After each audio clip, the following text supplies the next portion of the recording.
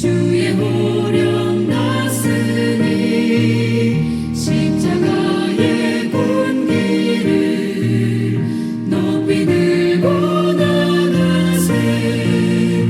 선한 싸움 다 싸우고 의의 멸류관 받았으리라. 선한 싸움 다 싸우고 의의 멸류관 예루살렘 성에서 아멘. 멸류관 받으리. 예수 그리스도의 이름으로 여러분들 축복합니다. 네. 오늘 금요 축복 기도회로 저희가 모였습니다. 하나님의 말씀들, 생명의 말씀들, 이 말씀들이 저와 여러분의 삶의 모든 현장에 그리고 지금 이곳에 함께할 줄로 믿습니다. 아멘. 예, 시간이 되어서 이제 우리 함께 찬양하도록 하겠습니다. 찬송가 428장 함께 찬송 드립니다.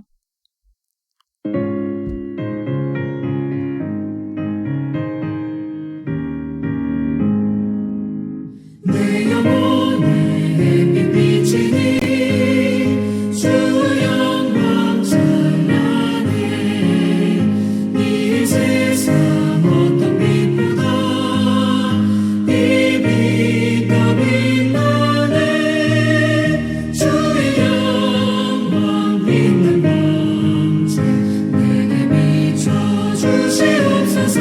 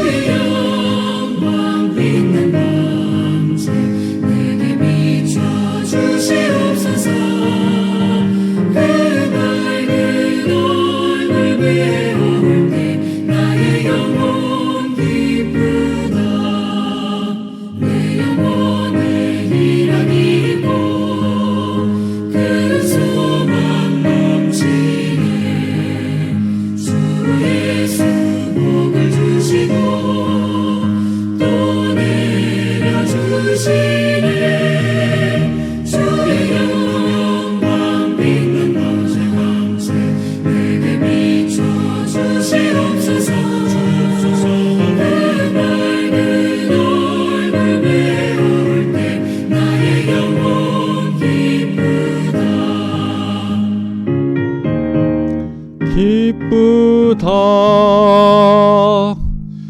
나의 영혼 기쁘다. 아멘. 예.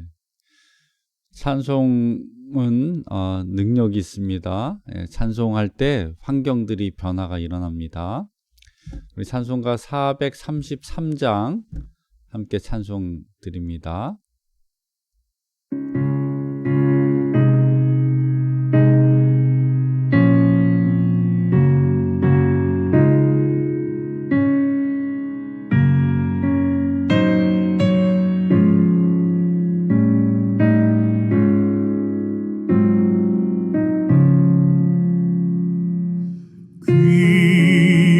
귀하신 주여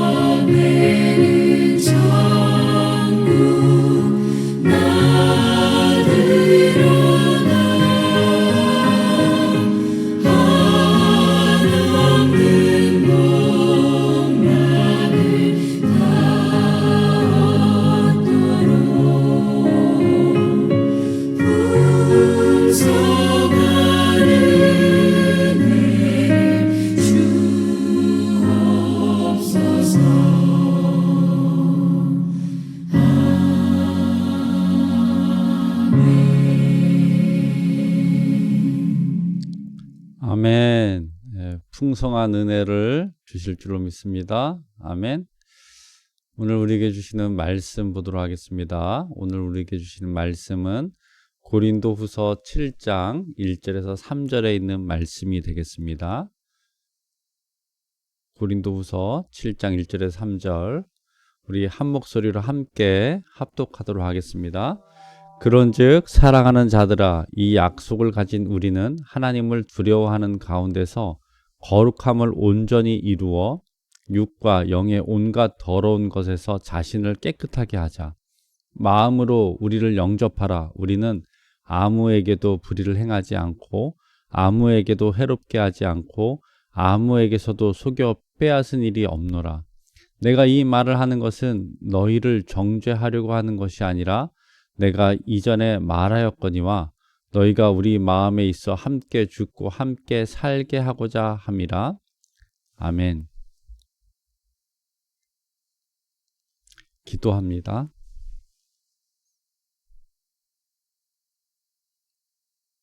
천지의 주제가 되시고 영원토록 우리를 사랑하시고 우리와 동행하시는 하나님, 오늘 이 시간 하나님 앞에 섰습니다. 하나님의 말씀을 함께 먹고 마시길 원합니다. 이 생명의 말씀들이 우리의 영과 육과 혼을 소성케 하시고 회복되게 하시고 새 힘을 얻게 하여 주옵소서. 오늘 이 말씀을 함께 나눌 때 육신에서 모든 질병들이 떠나게 하시고 마음의 근심과 두려움들이 사라지게 하시며 말씀의 능력을 옷 입고 담대함과 소망과 기쁨이 차고 넘치게 하여 주옵소서. 시간과 공간을 초월해서 주의 자녀들의 그 거처에, 그 성별된 자리에 성령의 기름 부으심이 차고 넘치길 원합니다. 성령 하나님, 이 생명의 말씀을 들을 때 우리 가슴이 뜨거워지게 하시고 주의 영으로 충만케 하여 주옵소서. 큰소망교회 모든 성도들 여호와 하나님께서 붙들어 주시고 은혜 내려 주시길 원합니다. 생수의 강이 차고 넘치게 하여 주옵소서. 예수님의 이름으로 기도합니다. 아멘. 할렐루야. 오늘은 고린도 후서 7장과 8장에 있는 말씀을 갖고 고린도 교회에 쓴 바울의 그 두 번째, 세 번째, 네 번째 편지라고들 이야기하는데 어쨌거나 저희는 이제 고린도 후서 그 두 번째 편지의 내용들을 갖고 함께 은혜를 나누려고 합니다. 우리가 지난 시간 제가 말씀드렸지만 고린도 전서는 고린도 교회의 문제들을, 고린도 교회에서 일어나는 그 상황들을 듣고 바울이 안타까워서 고린도 교회의 그 문제들을 해결하는 측면에서 권면하고 그들에게 이제 경고의 말씀도 때로는 줬고 해결하는 방법들도 알려줘서 그 편지를 썼죠. 그리고 고린도후서는 또 어떤 편지였냐면 그 고린도 전서의 편지를 읽고 듣고 어떻습니까? 회개하고 돌아온 자들에게 또 바울이 쓴 편지다, 그렇게 볼 수 있습니다. 자, 오늘 7장에 있는 말씀을 보면 7장에 이런 말씀이 있어요. 이 약속을 가진 우리는 하나님을 두려워하는 가운데서 이 고린도후서의 말씀을 통해서 7장에 있는 말씀은 고린도 교회 성도들에게 이 믿음, 이 약속을 가진 사람들이 어떤 삶을 살아야 되는지 그들의 삶의 태도와 자세에 대해서 다시 한번 이야기하고 또 그 회개하고 돌아온 자들로 인해서 화해가 있고 기쁨이 있었다는 것을 이야기하고 있습니다. 그래서 이 약속을 가진 사람들은 어떻게 살았는데 1절에 거룩함을 온전히 이루어, 이 거룩함을 온전히 이룬다는 표현은 우리가 좀 착각할 수 있는 건데 돌을 닦거나 아니면 자기를 수양하거나 이렇게 착각할 수 있어요. 제가 분명히 이제 말씀드립니다. 이 거룩함을 온전히 이룬다는 것은 뭐냐면 하나님과의 교제가 어떻게 완전해지는 거예요. 하나님과 정말 더욱더 친밀해지고 사랑하는 관계가 되는 게 거룩함을 온전히 이루는 거예요. 그걸 좀 더 부드럽게 이야기하면 거룩함을 온전히 이룬다는 것은 하나님하고 함께 하는 거다. 그러면 이 온전히 이루어질 때 어떤 일들이 벌어지면 육과 영의 온갖 더러운 것에서 자신을 깨끗이 하게 하자. 여러분, 하나님과 함께 하기 위해선 하나님이 영이시잖아요. 하나님 거룩하시잖아요. 하나님은 진리이시잖아요. 그 하나님과 함께 하기 위해서 우리는 어떻게 하느냐? 육과 영이 깨끗해야 된다는 거예요. 그래서 이거를 이제 우리가 육과 영이 깨끗한 것을 우리 동양적 입장에서 어떤 돌을 닦거나 아니면 인고의 시간을 보내거나 연습하거나 훈련하거나 뭐 이렇게 착각할 수 있는데 정확하게 의미하면은 하나님을 모시기 위해서 우리가 어떡합니까? 육과 영의 더러운 것들을 내어 던지는 거예요. 이게 바로 뭐냐? 회개죠. 그래서 거룩함을 온전하기 위해서는 회개가 필요하다. 예. 그리고 마음으로 어떻습니까? 주의 사람들을 영접하는 거죠. 그러니까 우리 마음에 원수를 두는 것이 아니라 사랑이 많은 사람들, 하나님의 사람들을 우리 마음에 두는 거예요. 마음에 둔다는 얘기는 뭡니까? 그들과 교제하고 그들과 친분을 쌓는 거죠. 그들과 함께 살아가는 것입니다. 당시 바울을 배척했던 사람들이 많기 때문에 바울이 그들에게 다시 한번 바울 사도와의 그 교제를 이야기하고 있습니다. 그래서 우리는 그 바울 사도가 어떻게 했냐? 그 일행들이 우리는 아무에게도 불의를 행하지 않고 폭력이나 뭐 악을 행하지 않았다는 겁니다. 아무에게도 해롭게 하지 않고 이 강압적으로 뭘 하지 않았다는 거예요. 강요하지 않았다는 겁니다. 아무에게서도 속여 빼앗은 일이 없노라. 그 자신들의 바울 일행들은 자신의 이득을 위해서 경제적 유익을 위해서 속여 빼앗은 것이 없다는 거예요. 여러분 이단, 사이비, 유사 종교들이 어떻습니까? 이들이 불의를 행하지 않고 해롭게 하지 않고 해롭게 하죠. 또 불의도 행합니다. 이 신천지 같은 경우는 불의하잖아요. 거짓말 하잖아요. 속이잖아요. 그리고 아무에게도 속여 빼앗은 일이 없는데 속여 빼앗잖아요. 재산을 빼앗고 그들의 삶을 도둑질하고 그렇습니다. 진리는 어떻습니까? 진리는 하나님의 사랑으로 우리를 채우고 하나님의 사랑으로 우리를 인도하는 거예요. 자, 바울이 이런 이야기를 하면서 바울이 왜 굳이 이런 이야기를 하냐면 당시 유대인 이단자들이 와서 고린도 교회를 회파했기 때문입니다. 오늘날에도 그 이단자들이 있죠. 전 뭐 이단자들이 뭐 사이비도 있고 이단도 있다고 하지만 종교형에 사로잡힌 지도자들이 있죠. 그리고 이들이 결국엔 이 종교의 영은 어떤 그 세상적인 영이라고 저는 보는데 그래서 불의를 거짓을 행하고 그리고 해롭게 하고 사람들을 해롭게 하고 또 속여 빼앗는 일을 합니다. 그래서 여러분 이게 그 정말 참된 목자인가 참된 그 신앙의 리더인가를 어떻게 알 수 있냐면 이 고린도후서 7장 2절에 있는 말씀을 보면 알 수 있어요. 그 사람이 정말 하나님의 종인가 아닌가를 알 수 있다는 겁니다. 자, 바울이 이렇게 쓴 것은 바로 뭐냐면 그 사람들이 바울의 가르침을 거부한 것을 꾸짖으려고 정죄하려는 것이 아니라 무슨 얘기냐면 바울은 고린도 교회 성도들을 정말로 하나님의 자녀들을 사랑하는 것처럼 그렇게 사랑했다는 겁니다. 그래서 3절에 이렇게 고백하고 있습니다.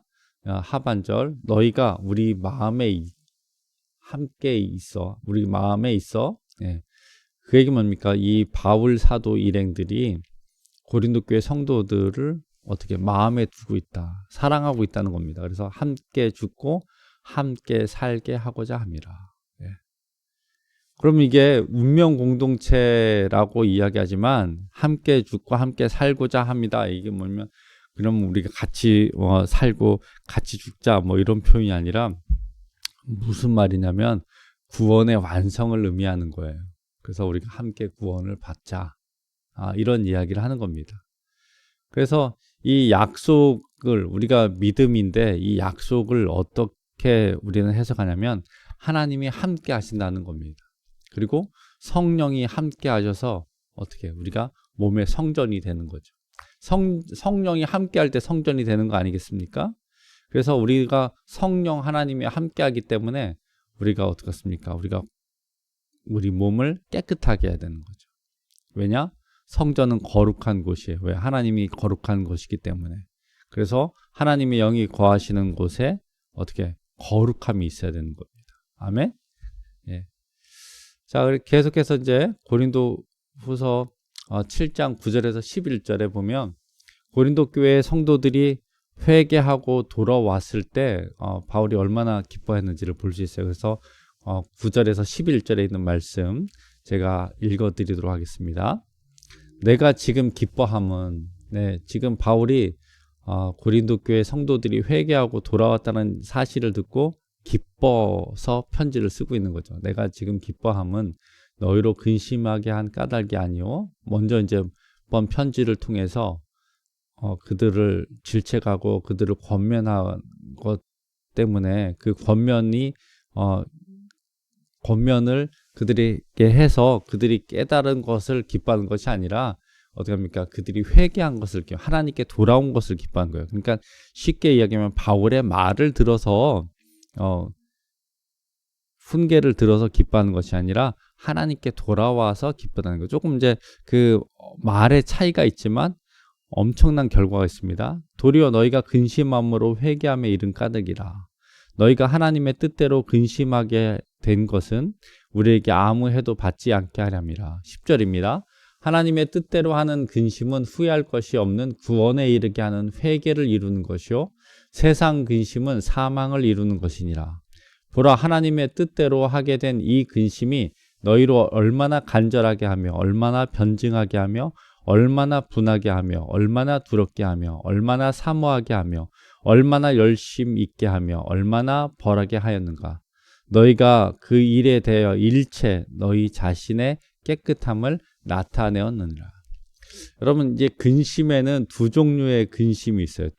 두 종류의 근심이 있는데 첫 번째 근심은 세상의 근심이 있어요. 세상의 근심. 이 세상의 근심은 하면 할수록 어떻습니까? 힘들고 더 어렵고 이렇게 되죠. 끝이 없죠. 두 번째 근심이 있어요. 두 번째 근심은 하나님이 주시는 근심이 있어요. 이 하나님의 주는 근심은 어떻습니까? 이 근심은 처음에는 두렵고 떨리고 걱정되지만 이 하나님이 주시는 근심을 통해서 우리는 영원한 생명을 얻을 수 있다는 거예요. 그래서 세상의 근심은 사망을 가져다 주지만 하나님이 주시는 근심은 생명을 주신다. 아멘. 저와 여러분들이 이 하나님이 주시는 근심을 통해서 영원한 생명을 얻은 줄로 믿습니다. 이것이 바로 회개의 열매예요. 회개하게 되면 생명을 얻습니다. 아멘. 자, 그리고 또 이제 바울이 이 고린도서서 8장 12절에서 15절, 20절에서 21절은 이제 고린도 교회 성도들이 다시 이제 회개해서 돌아온 성도들도 있고 다시 믿음의 자리, 거룩한 그 신앙인의 삶을 살려고 모인 자들도 있고 떠난 자들도 있죠. 이제 그래서 이제 좀 어느 정도 수습이 됐습니다. 그래서 이제 8장에서는 참고로 제가 누누이 말씀드리지만 고린도 전서는 그냥 하나의 편지거리고 고린도 후서도 그냥 하나의 편지거리인데 그 편지의 내용들을 우리가 다루는 거지 이게 고린도 후서 첫 번째 장의 편지를 줬지 두 번째 장의 편지를 줬지 이것이 아닙니다. 그냥 우리가 이제 그 말씀을 묵상하기 위해서 두 장씩 끊어서 읽는 거지 사실은 이 바울의 이야기 그러니까 바울 서신들을 이해하기 위해서는 처음부터 끝까지 그냥 통으로 다 읽어야 돼요. 통으로 다 그냥 쭉 읽으면 그게 편지 글이기 때문에 이해가 되는 겁니다. 저희는 이제 말씀을 공부하기 위해서 두 장씩 끊어서 읽는 거예요. 자, 12절부터 15절까지 읽겠습니다. 할 마음이 있으면 있는 대로 받으실 터요. 없는 것은 받지 아니하시리라. 이는 다른 사람들은 평안하게 하고 너희는 곤고하게 하려는 것이 아니요 균등하게 하려 함이라. 이제 너희의 넉넉한 것으로 그들의 부족한 것을 보충함은 후에 그들의 넉넉한 것으로 너희의 부족한 것을 보충하여 균등하게 하려 함이라. 자, 이 얘기는 이제 뭐냐면 이 바울이 예루살렘에 이제 그 대기근이 들었습니다. 그래서 먹을 것이 없다는 이야기를 듣고 예루살렘 교회 성도들을 돕기 위해서 이제 헌금을 연보라고 이야기하는데 이제 구제의 헌금을 모으는 겁니다. 그래서 이 구제의 헌금을 할 때 바울이 예루살렘 교회 그 가난한 성도들을 돕도록 하는 건데 어떻겠습니까? 자발적으로 기쁨에 우러나서 이제 하도록 그렇게 한 겁니다.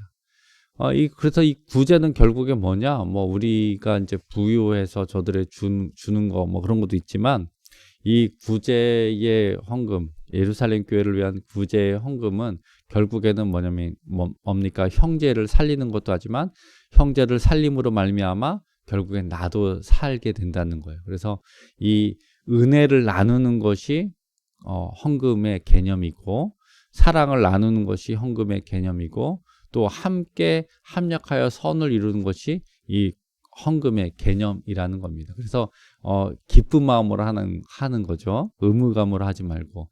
그래서 예전에 이제 그 모세가 시내산에서 십계명을 받고 성막 설계도를 하나님으로부터 받죠. 그래서 그 재료들을 이스라엘 지파들한테 이스라엘 백성들한테 가져올 때 그들이 자발적으로 기쁜 마음으로 하나님께 드렸어요.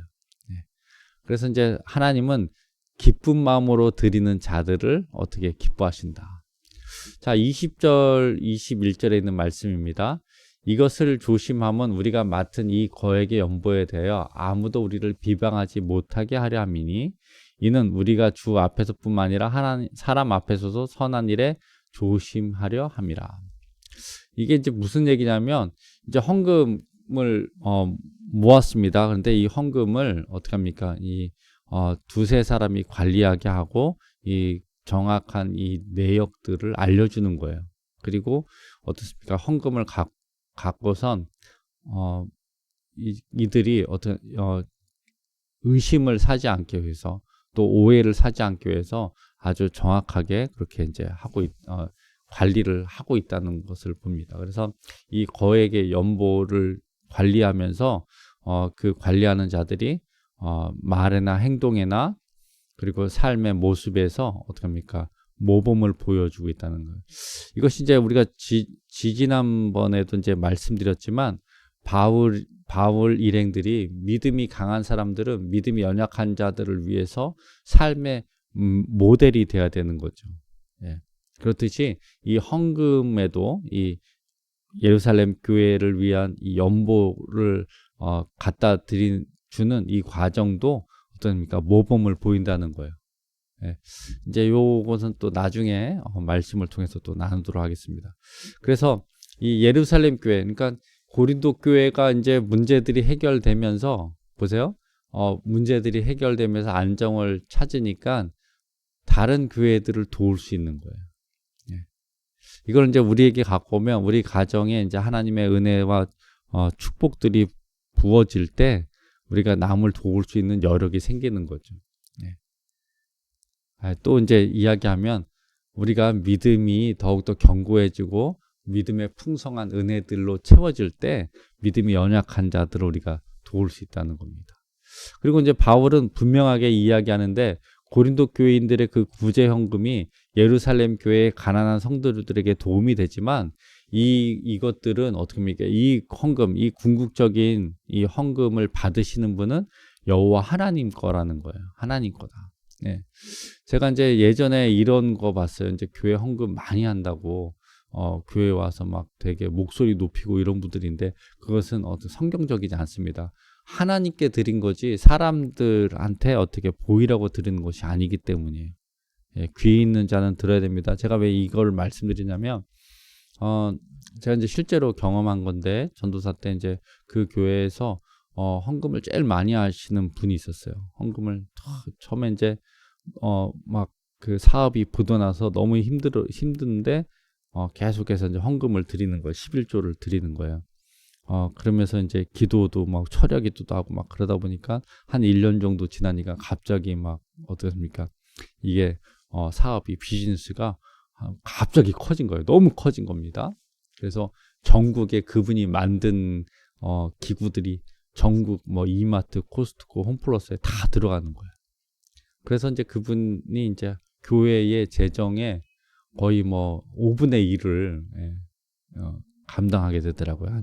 제가 그때 있던 교회가 한 700명 되는 교회였는데 주일 낮 예배만 한 700명 드리는 교회였는데 이분이 이제 얼마나 이제 기뻤겠어요. 그런데 이것이 쭉 가다가 이분이 이제 교만이 들어가니까 이제 돈 생각이 난 거죠. 내가 이 교회에다 얼마나 헌금하는데. 예. 그러면서 이제 어떻습니까? 그 사업에 이제 문제가 생기는데, 감사한 거는 그분이 이제 깨닫고 돌아오더라고요. 깨닫고 이제 막 갑자기 이제 위기가 닥치니까 하나님께 회개하고 다시 이제 깨닫고 돌아오는데, 여러분 이제 궁극적으로 헌금은 하나님께 드리는 거고, 이 하나님께서 우리 헌금을 받으시는 거예요. 예. 그리고 이제 이 하나님의 돈이라는 개념, 하나님의 물질이라는 개념은 뭐냐면 하나님의 뜻대로 쓰여지고 내 의가 드러나지 않는 거예요. 이거를 꼭 여러분들이 기억하시기 바랍니다. 왜냐하면 우리가 이제 하나님의 은혜로 우리가 축복을 많이 받고 물질의 축복, 건강의 축복, 지혜의 축복, 우리 관계의 축복들이 차고 넘칠 텐데, 요거를 꼭 알고 있어야지 그 축복들을 지키기 때문입니다. 그래서 이 바울이 이제 예루살렘 교회를 위한 헌금을 고린도 교회를 통해서 모금을 해서 거기에 대해서 이제 감사의 말을 전합니다. 그래서 21절에 있는 말씀 꼭 보면은 이런 말입니다. 이는 우리가 주 앞에서뿐만 아니라 사람 앞에서도 선한 일에 조심하려 함이라. 예. 이 믿음의 사람들이 꼭 가져야 될 두 가지 삶의 태도가 있는데, 첫 번째, 하나님 앞에 거룩해야 합니다. 두 번째, 사람 앞에 선한 일을 행해야 합니다. 그러니까 이게 신앙하고 생활하고 따로 분리되면 안 되고, 신앙과 생활이 어떻게 함께 가야 되는 거죠. 그래서 사람 앞에, 우리가 하나님 앞에 진실되고 사람 앞에 선한 사람이 되어야 된다는 거예요. 아멘. 예. 그것이 이제 바울이 그 사도로서의 그 삶을 그렇게 살고 있다는 것을 보여줍니다. 기도하도록 하겠습니다. 하나님, 오늘 말씀을 통해서 저희들이 하나님이 우리와 동행하시고 우리와 함께 하심을 저희들이 확신했습니다. 영원토록 하나님과 함께 하도록 하나님, 저희들이 깨끗한 삶, 거룩한 삶, 하나님과 함께 하기 위해서 우리의 영과 육과 혼을 깨끗하게 하려고 노력합니다. 저희들이 하나님 앞에 기도할 때 회개의 영을 주셔서 세상의 모든 더러운 것들이 떠나게 하시고 오직 하늘의 은혜들과 성령 하나님께서 함께하여 주옵소서. 오늘 말씀을 통해서 기쁨과 회복을 깨닫게 하신 것 감사합니다. 헌금에 대한 명확한 개념을 잡게 하신 것 감사합니다. 하나님, 저들의 삶의 모든 현장에 진리의 영으로 임재하시고 하나님의 기쁨이 가득하게 하여 주옵소서. 특별히 하나님을 신뢰하고 사람을 신뢰하는 저희들 되게 하여 주시고, 아버지, 세상의 악인들이 우리에게서 멀리 떠나게 하시고 좋은 사람, 선한 사람, 믿음의 사람들, 믿음의 동역자들을 통해서 우리의 삶이 더욱더 풍성하여지고 은혜 가운데 살아가도록 하여 주옵소서. 우리와 함께 하신 여호와 하나님을 찬양합니다. 예수님의 이름으로 기도합니다. 아멘. 예, 주기도문 하겠습니다. 하늘에 계신 우리 아버지여, 이름이 거룩히 여김을 받으시오며 나라가 임하시오며 뜻이 하늘에서 이루어진 것 같이 땅에서 이루어지이다. 오늘 우리에게 일용할 양식을 주시옵고 우리가 우리에게 죄 지은 자를 사하여 준 것 같이 우리 죄를 사하여 주시옵고 우리를 시험에 들게 하지 마시옵고 다만 악에서 구하시옵소서. 나라와 권세와 영광이 아버지께 영원히 있사옵나이다. 아멘. 예수 그리스도의 이름으로 여러분들을 축복합니다. 예. 우리가 시간을 성별하고 몸을 구별하고 그리고 몸과 마음 온 힘을 다해서 하나님을 찬양하고 하나님의 말씀을 붙들 때 하나님은 말씀으로 우리에게 말씀하시고 역사하신다는 겁니다. 그걸 이제 말씀의 능력이 있다. 그리고 그 말씀의 능력을 붙들고 살아가는 것을 믿음을 갖고 살아간다를 얘기합니다. 저 여러분들의 삶의 현장에 이 믿음의 역사들이 더욱더 왕성하게 일어나기를 주님의 이름으로 축원합니다. 믿음대로 됩니다. 주일날 뵙도록 하겠습니다. 샬롬.